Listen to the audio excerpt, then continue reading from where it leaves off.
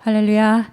새벽 말씀 우리 함께 나누도록 하겠습니다. 사도행전 21장 27절부터 40절까지의 말씀, 사도행전 21장 27절부터 40절까지의 말씀, 여러분과 제가 한 절씩 교독할 때에 제가 먼저 교독하겠습니다. 그 이래가 거의 참에 아시아로부터 온 유대인들이 성전에서 바울을 보고 모든 무리를 충동하여 그를 붙잡고 외치되, 이스라엘 사람들아 도우라. 이 사람은 각처에서 우리 백성과 율법과 이곳을 비방하여 모든 사람을 가르치는 그 자인데, 또 헬라인을 데리고 성전에 들어가서 그 거룩한 곳을 더럽혔다 하니, 이는 그들이 전에 에베소 사람 드로비모가 바울과 함께 시내에 있음을 보고 바울이 그를 성전에 데리고 들어간 줄로 생각함이로라. 온 성이 소동하여 백성이 달려와 모여 바울을 잡아 성전 밖으로 끌고 나가니 문들이 곧 닫히더라. 그들이 그를 죽이려 할 때에 온 예루살렘이 요란하다는 소문이 군대의 천부장에게 들리매 그가 급히 군인들과 백부장들을 거느리고 달려 내려가니 그들이 천부장과 군인들을 보고 바울 치기를 그치는지라. 이에 천부장이 가까이 가서 바울을 잡아 두 쇠사슬로 결박하라 명하고 그가 누구이며 그가 무슨 일을 하였느냐 물으니, 무리 가운데서 어떤 이는 이런 말로 어떤 이는 저런 말로 소리치거늘 천부장이 소동으로 말미암아 진상을 알 수 없어 그를 영내로 데려가라 명하니라. 바울이 층대에 이를 때에 무리의 폭행으로 말미암아 군사들에게 들려가니 이는 백성의 무리가 그를 없이하자고 외치며 따라가미로라. 바울을 데리고 영내로 들어가려 할 그때에 바울이 천부장에게 이르되, 내가 당신에게 말할 수 있느냐? 이르되, 내가 헬라 말을 아느냐? 그러면 내가 이전에 소요를 일으켜 자객 4,000명을 거느리고 광야로 가던 애굽인이 아니냐? 바울이 이르되, 나는 유대인이라 소읍이 아닌 길리기아 다소시의 시민이니 청컨대 백성에게 말하기를 허락하라 하니 천부장이 허락하거늘 바울이 층대 위에 서서 백성에게 손짓하여 매우 조용히 한 후에 히브리 말로 말하니라. 우리가 오늘 함께 나누는 말씀은 지난 주말 토요일과 주일에 거쳐서 있는 사도행전 21장의 말씀의 뒷부분에 해당이 됩니다. 주말 말씀은 이러하죠.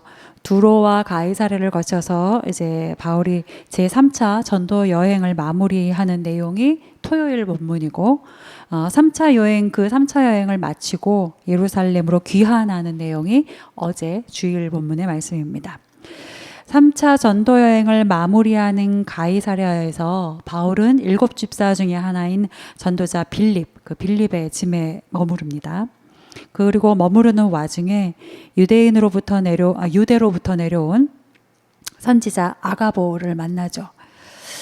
그 아가보가 예언을 합니다. 그가 바울이 가지고 있는 띠를 가져다가 자기의 수족을 잡아매면서 말하죠. 성령께서 말씀하시기를 예루살렘에서 유대인들이 이 띠 임자에게 이같이 결박하여 이방인에게 넘겨줄 것입니다. 자, 이 말을 들으니 사람들은 당연히 바울에게 그런 위험한 곳 예루살렘으로 올라가지 마십시오 하고 권합니다. 그러나 바울은 나는 주 예수의 이름을 위하여 결박당할 뿐 아니라 예루살렘에서 죽을 것도 각오하였습니다 라고 말하면서 사람들의 권함을 물리치죠. 그리고 그 뜻대로 예루살렘으로까지 올라가는 것, 그것이 이제 어제 해당하는 말씀입니다.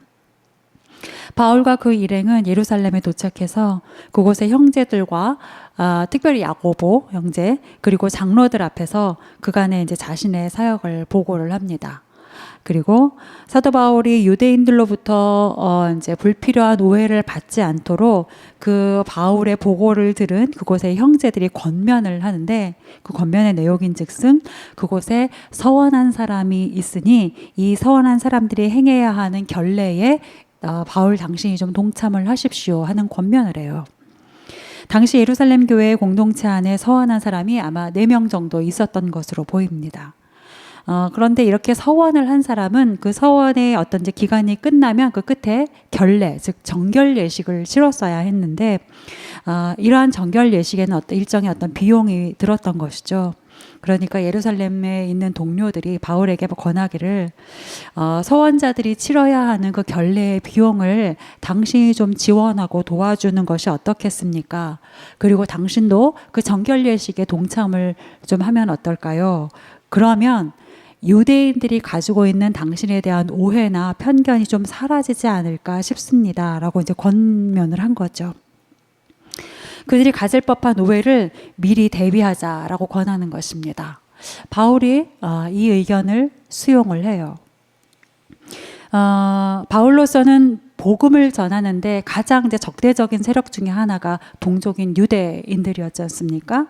그러니까 그런 유대인들이 가지고 있는 오해와 편견들이 지금껏 자신에게 너무나 큰 장애물이었다는 걸 누구보다 뼈저리게 알고 있는 사람으로서 예루살렘의 형제들이 한 이 권면을 통해 그 장애물을 조금이라도 해소시킬 수 있다면 나쁘지 않은 방법이다라고 생각을 했던 것 같아요. 그래서 바울이 우리가 유대인들을 향하여서 오해가 없도록 그럼 내가 할 수 있는 것을 한번 해보자 하면서 이제 결례에 동참을 하죠. 여러분, 바울이 그랬던 것처럼 우리가 그리스도인으로 살면서 때로는 이것을 해야 하는 것이 맞나? 안 하는 것이 맞나? 이것이 정말 필요한 것인가? 필요하지 않은 것인가? 사도 바울로서는 복음을 전하는데 지금껏 유대인들이 가지고 있던 어떤 편견과 선입견들, 오해 때문에 큰 장애를 겪었었단 말이죠. 그러니까 그런 입장에서 예루살렘 형제들의 그 권면이 그 장애물을 해소하는 데 도움이 될 수만 있다면 나쁘지 않다라고 생각을 했던 것 같습니다. 여러분, 우리가 삶을 살다 보면 사도 바울이 지금 직면하고 있는 문제처럼 이것까지 해야 되는가? 이것을 하는 것이 맞는가 고민이 되는 때가 있습니다. 해야 할 것과 하지 말아야 할 것, 또 용납할 수 있는 것과 용납해서는 절대 안 되는 것 사이에서 고민이 되고 구별을 해야 될 때가 있죠. 그런데 우리가 이런 상황 속에서 지혜롭게 판단하기 위해 정말 꼭 필요한 것이 있는데 그것은 도대체 말씀이 우리에게 가르치는 본질이 무엇이냐라는 거예요. 항상 우리는 무엇을 신앙적으로 결정함에 있어서 도대체 말씀의 본질은 무엇이냐, 이것이 늘 우리가 고민해야 하는 것이고 생각해야 하는 것이고 또한 그것이 기준이 되어야 하는 것입니다. 하나님께서 성경을 통해 우리에게 말씀하시는 본질이 무엇인지 알면 해야 할 것과 하지 말아야 할 것, 용납할 수 있는 것과 절대 용납해서는 안 되는 것이 비교적 분명하게 구별이 됩니다. 본질이 무엇인지 알면 해야 할 것과 하지 말아야 할 것, 용납해야 할 것, 용납하면 안 되는 것이 아주 분명해져요. 그런데 우리가 말씀의 본질을 놓치면, 그래서 그 비본질적인 것에 우리의 생각과 마음이 빼앗기게 되면 뭘 해야 되는지, 뭘 하지 말아야 되는지가 계속 혼동스럽게 됩니다. 헷갈리게 되는 거죠. 너그럽게 용납할 수 있는 것과 절대 지켜야 할 것이 뒤바뀌기도 합니다. 말씀의 본질에 충실한 우리 모두가 될 수 있기를 간절히 소망합니다. 그리고 말씀의 본질에 다가갈 수 있는 가장 좋은 방법은 바로 오늘 이 시간처럼 우리가 말씀을 읽고 묵상하고 그 뜻을 구하며 하나님 앞에 기도하는 이러한 시간을 놓치지 않는 것이라는 것, 여러분 기억하실 수 있기를 바라요. 삶에 있어서 매일 매순간 말씀과 기도 놓치지 않는 여러분과 제가 될 수 있기를 간절히 소망합니다. 사도 바울이 예루살렘 형제들의 권면을 받아들여서 서원자 4명의 결례를 지원하기로 동참합니다. 그리고 결례의 기간이 이제 7일, 1회가 끝났을 즈음에 오늘 말씀의 27절을 보면 아시아로부터 온 유대인들이 있었어요. 그들이 성전에서 바울과 맞닥뜨리게 되죠. 우리 27절부터 29절까지의 말씀을 한번 다시 읽겠습니다. 27절부터 읽습니다. 시작. 그 이래가 거의 참에 아시아로부터 온 유대인들이 성전에서 바울을 보고 모든 무리를 충동하여 그를 붙들고 외치되 이스라엘 사람들아 도우라, 이 사람은 각처에서 우리 백성과 율법과 이것을 비방하여 모든 사람을 가르치는 그 자인데 또 헬라인을 데리고 성전에 들어가서 이 거룩한 곳을 더럽혔다 하니 이는 그들이 전에 에베소 사람 드로비모가 바울과 함께 시내에 있음을 보고 바울이 그를 성전에 데리고 들어간 줄로 생각함이로라. 자, 아마도 에베소에서부터 온 유대인들이 있었던 것 같아요.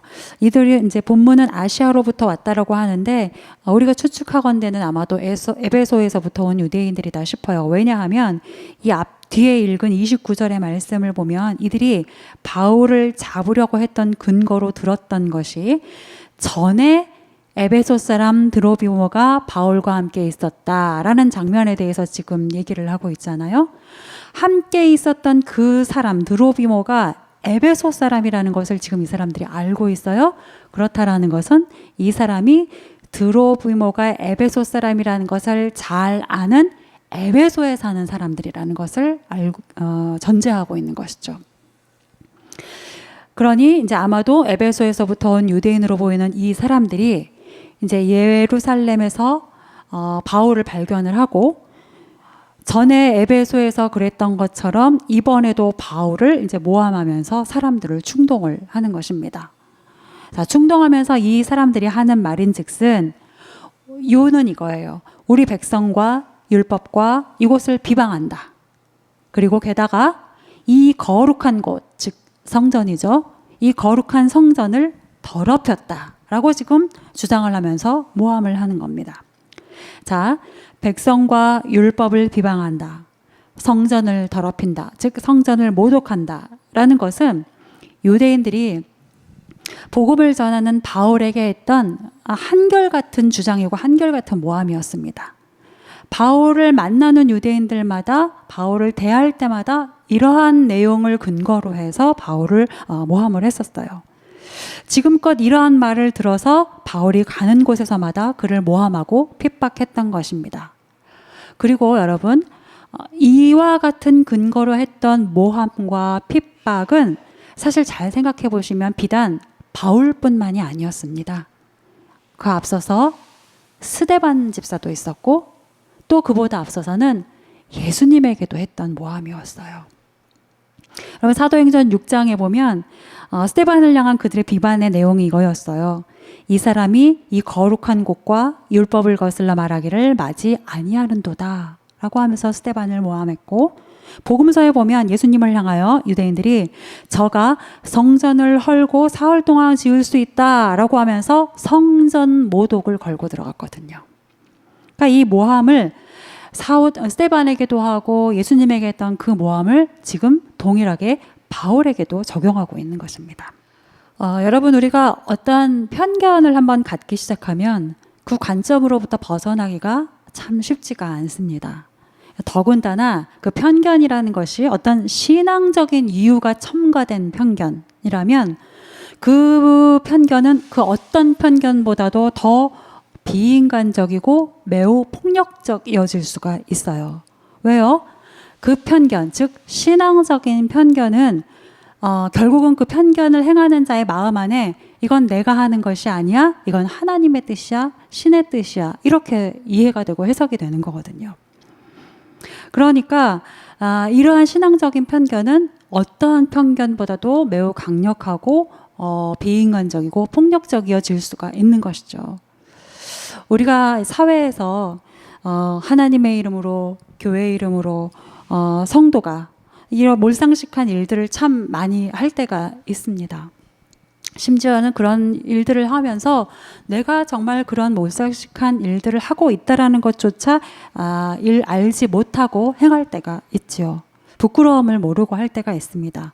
내가 하는 게 아니라고 생각하니까요. 하나님이 하는 것이라고 생각하기 때문이죠.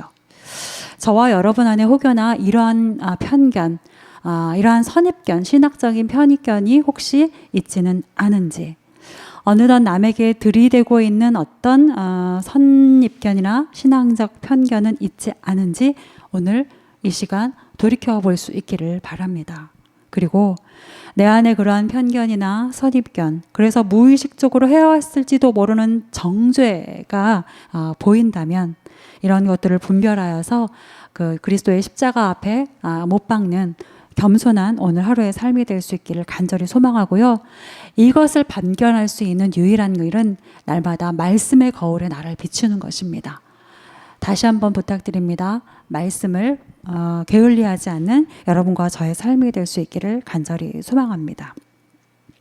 자, 바울이 전에 이방인 드로비모와 함께 그 도시의 시내를 거닐었던 적이 있습니다. 성전이 아니었고 예루살렘 시내였어요. 그런데 이것을 본 유대인들이 그 장면을 보고 바울이 이방인을 데리고 성전을 들어갔었구나. 그리고 지금도 또 그러고 있구나 라고 바울을 모함하고 있습니다.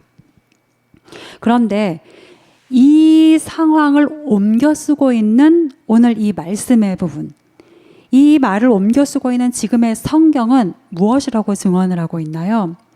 아니다. 그건 유대인들의 착각이다. 왜냐하면 오늘 말씀 본문에 분명히 들어간 줄로 생각함이러라. 즉 유대인들이 오해를 하고 있다라고 성경은 지금 증언을 하고 있지 않습니까? 성경은 바울은 그렇게 하지 않았다. 유대인들의 착각이다라고 분명하게 증언을 하고 있습니다. 그런데 그럼에도 불구하고 유대인들은 바울이 그렇게 했다라고 계속 주장을 하고 있는 거예요. 우리 생각이 맞다라고 확신을 하고 있는 거죠. 자신의 생각이 성경의 증언을 넘어서고 있는 것입니다. 사랑하는 여러분, 우리가 말씀을 정면으로 거부하지는 않아요. 그런데 자세히 들여다보면 우리가 이따금 때때로 미묘하게 혹은 교묘하게 말씀을 넘어설 때가 있습니다. 어느덧 그러고 있을 때가 있어요. 아직 꺾이지 않은 또 아직 남아있는 나의 옛 생각, 옛 모습들이 남아있기 때문이죠. 성령 하나님께서 오늘 내 안을 비추시사 우리 안에 남아있는 옛 생각, 옛 습성, 옛 모습 드러나게 하시고 말씀으로 다듬으시사 주님 닮는 오늘 될 수 있도록 도우시기를 간절히 소망합니다. 자, 유대인들이 그러했습니다. 자, 그래서 급기야 바울을 잡아서 그를 죽이겠노라고 하면서 소요를 일으키죠. 말씀 30절부터 32절까지의 말씀을 다시 한번 읽겠습니다. 온 성이 소동하여 백성이 달려와 모여 바울을 잡아 성전 밖으로 끌고 나가니 문들이 곧 닫히더라. 그들이 그를 죽이려 할 때에 온 예루살렘이 요란하다는 소문이 군대의 천부장에게 들리매 그가 급히 군인들과 백부장들을 거느리고 달려 내려가니 그들이 천부장과 군인들을 보고 바울 치기를 그치는지라. 자, 유대인들이 바울을 잡아서 성전 밖으로 끌고 나갑니다. 차마 성전 안에서는 할 수 없는 어떤 일을 하겠다라는 것이죠. 그 일은 바로 신앙의 이름으로 사람을 죽이는 것입니다.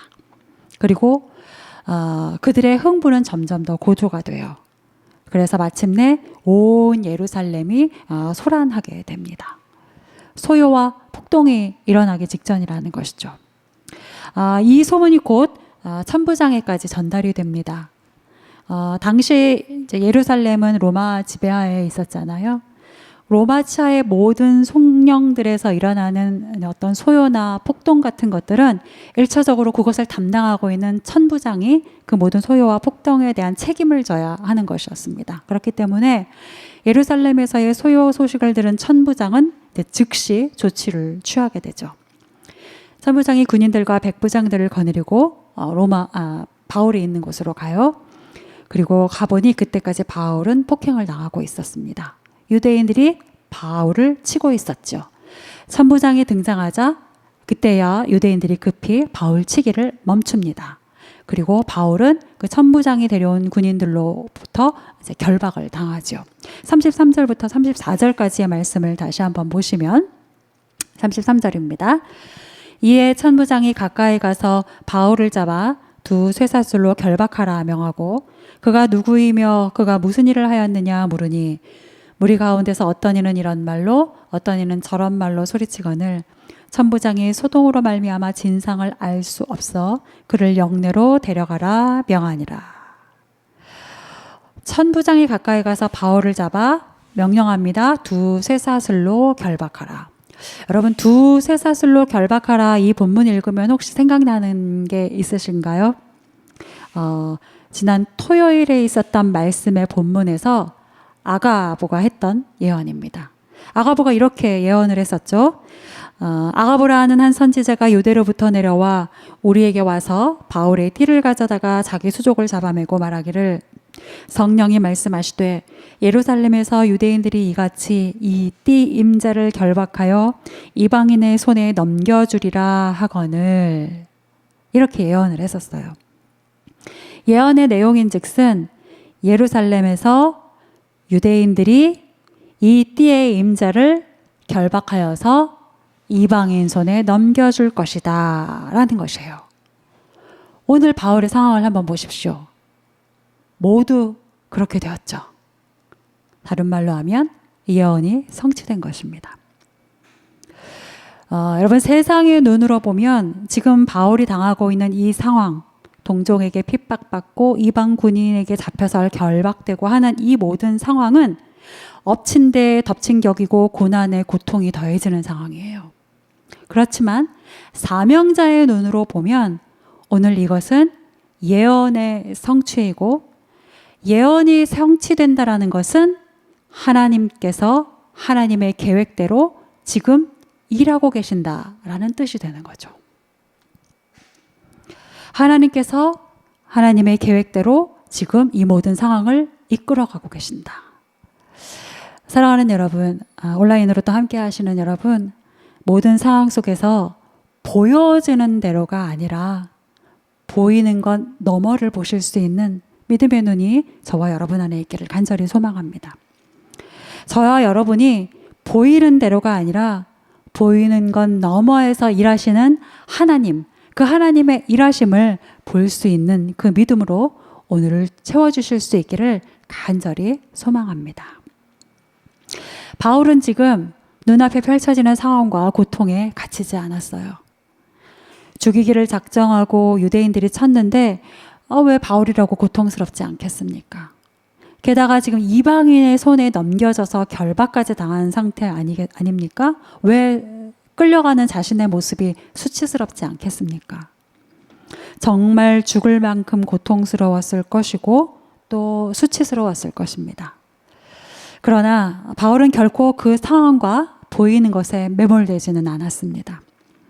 고통스러웠지만 말씀대로 되고 있는 것을 보았고, 정말 수치스러웠지만 예언을 이루어 가시는 하나님을 더욱 의지하게 되었습니다. 그리고 이 말할 수 없는 고통 중에 그에게 들려온 유대인들의 외침, 35절부터 36절까지의 말씀을 보시면, 바울이 층대에 이를 때에 무리의 폭행으로 말미암아 군사들에게 들려가니 이는 백성의 무리가 그를 없이 하자고 외치며 따라가미러라. 이 고통 중에 바울에게 들리는 소리가 있었어요. 그를 없이 하자. 그를 없이 하자. 그를 없이 하자라는 건 그 자를 죽여서 없애버리자라는 뜻이에요. 유대인들이 지금 저 자를 죽여서 없애버려야 됩니다 라고 외치고 있다는 거예요. 여러분, 기억해 보시면 그를 없이 하자, 이 말은 예수님께서도 들으셨던 말씀이에요. 빌라도가 예수님의 무죄함을 알고 예수님을 풀어주고자 했죠. 죄수 바라바와 함께 바꾸려고 했습니다. 그때의 유대인들이 했던 말입니다.